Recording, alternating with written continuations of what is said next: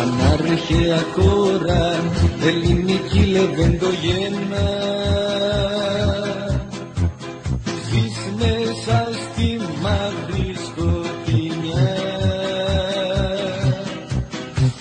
Ξύπνησε τώρα με πνοή του 21, να σε φωτίσει πάλι η ελευθερία.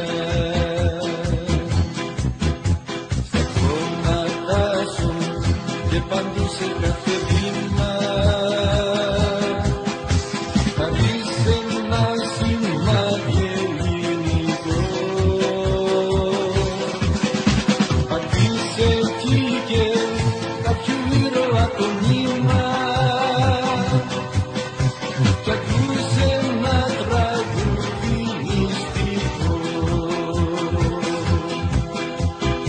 Έλληνες ενωμένοι αγωνιστείτε, οι βορειοϊππείρο μιλισμονείτε, οι αιώνες της σκλάβιας τη βασανίζουν, μα την ψυχή της δεν λυγίζουν.